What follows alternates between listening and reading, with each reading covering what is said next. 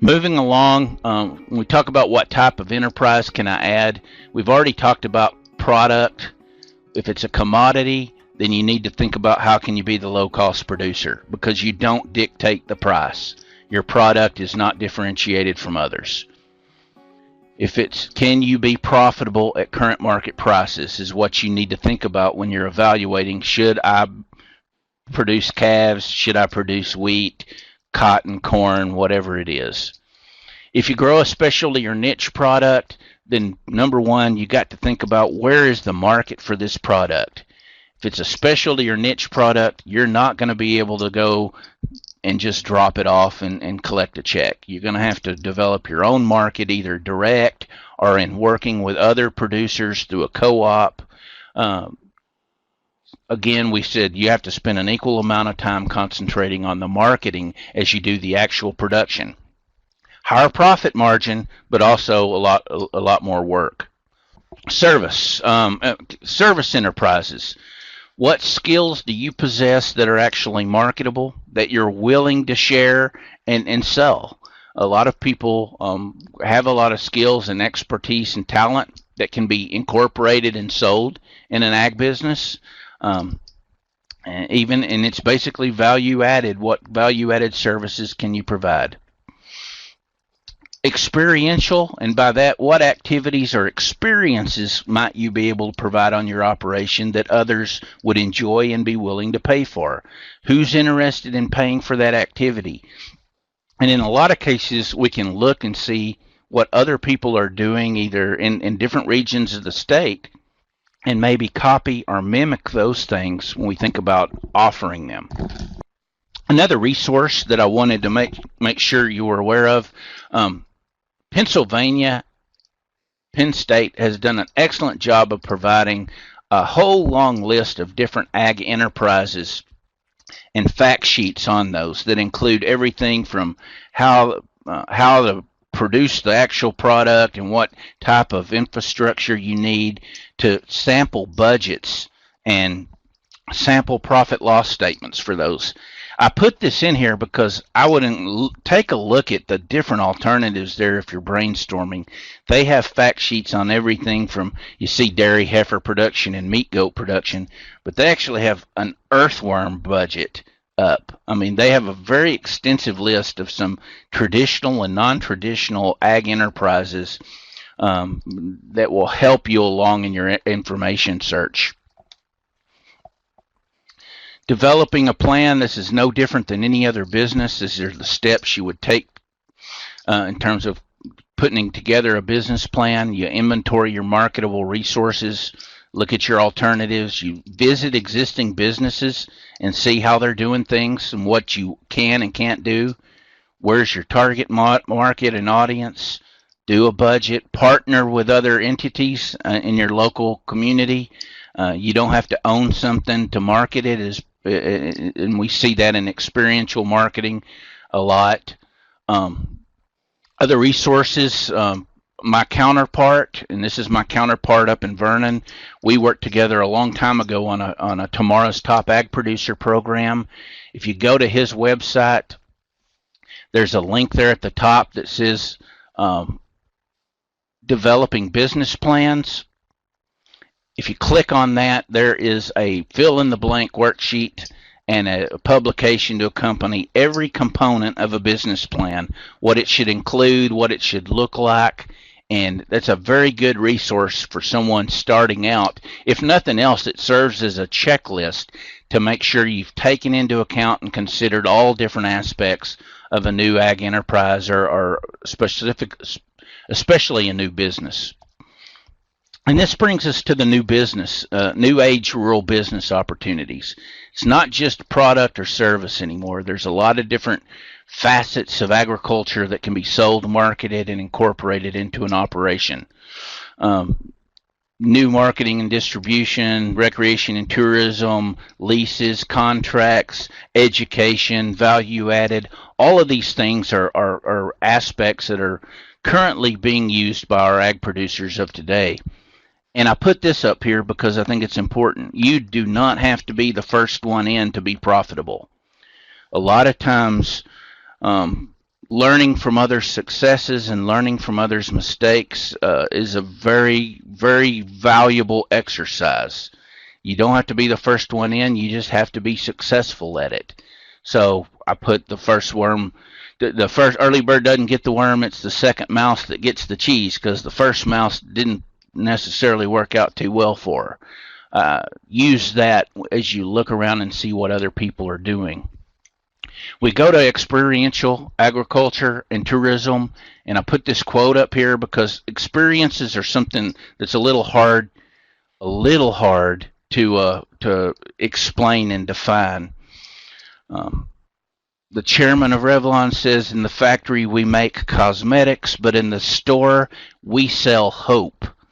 And I find that kind of humorous. It's the old concept of don't sell the steak, you sell the sizzle, you sell the experience. And in agriculture, we have an unlimited opportunity to sell and market things that we who grew up on a farm may have taken for granted. Whether it's flowers, I know egg producers who sell rocks. Come out and look at the different rocks they got, and they sell them by the pound. I mean, the opportunities are unlimited on what different people, photography, plants, flowers, a lot of different things that we never thought about being revenue sources of revenue are in fact very large sources of revenue today. And you want to look at how those diversified enterprises fit within what the base of your operation is, and make sure again it's complementary.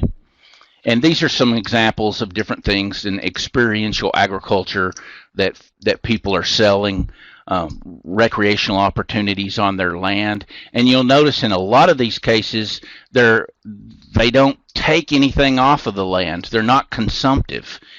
They're coming, they're enjoying the experience, and they're leaving, and someone right behind them can come in and have that same experience.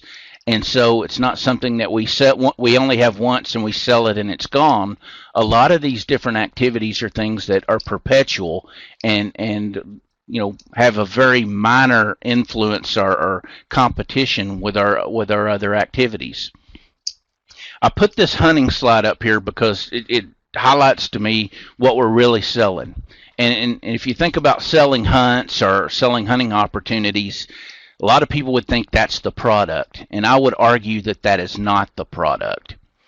If I asked you to tell me what is being sold in each of those pictures, most people would go, well, there's ducks and there's dove, there's turkey, there's deer, but that's not what's really being sold.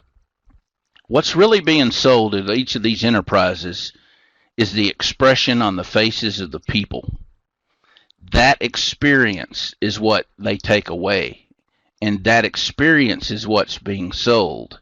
And that kind of illustrates the difference between a commodity and an experience in terms of what's being marketed. When you look at bundling experiences, think about walking down the grocery store aisle. There's a lot of different ways that products are bundled and sold together that make a lot of sense. The producer sees I buy 2 items and I'm basically getting the whole package, and that's a very useful way to bundle, and we can think about bundling our experiences the same way. But the caveat is even 2 very good products that are very good on their own don't make a good bundle when sold together.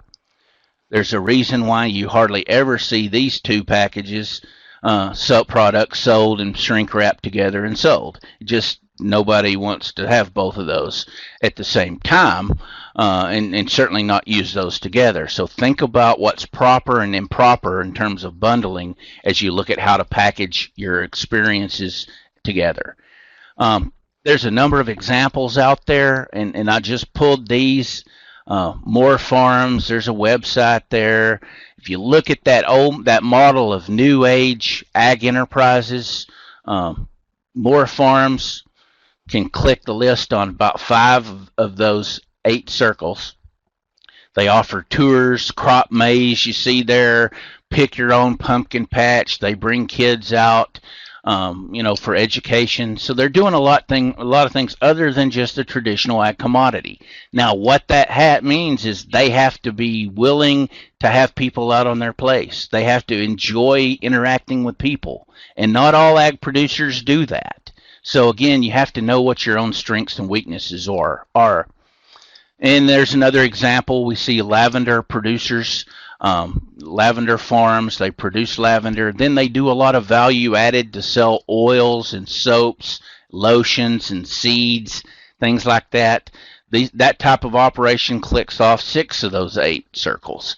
So there's a lot of opportunities out there to integrate, go beyond just selling a traditional commodity, but it takes a lot of work and sweat equity to do that. And I conclude with this again, it's really a question of lifestyle. The viable opportunities for diversification depend on your personality type. My father likes cows a lot more than he likes people. He would be horrible hosting people for a bed and breakfast or hosting people to come in and hunt and cook for them. It just isn't going to fit. And you cannot fake sincerity. So you have to really look at your lifestyle. Do you want to work with animals? Do you want to work by yourself? Or do you actually enjoy having other people out? You have to answer that question first before you can identify what are the infinite possibilities out there make sense for your operation. But I'll turn it over to Megan, and appreciate y'all being here. Thank you very much, Jason. There's 3 websites that I posted there. Jason, do you want to give a brief, one sentence about what you'll find at each of those sites? The Farm Bureau website, the small farms, is that list of information and topics for different either enterprises or areas that are relevant to small or limited acreage farms. They have links of different resources that will be of value to you. The Real Estate Center is the resource that has the details on land values and rental ranges by clusters of counties. That is a publication that's put out annually, and that's free and available to download. And the agrisk.tamu.edu is my counterpart in Vernon's website. There is a tab on that website called Developing Business Plans, and there are in that is a sample business plan and basically a fill in the blank template for every section of a business plan, so that you can look at those if you're asked to put one together, or if you don't know what goes in a certain part, you have an example in the fill in the blank template for those. Thanks a lot, Dr. Johnson. We appreciate you sharing your expertise with us today. If you have any questions for Dr. Johnson or general questions about Generation Next, Our Turn to Ranch, feel free to email me at megan.clayton@ag.tamu.edu, and I'll get those answered for you as quickly as possible. Thanks a lot and have a great day.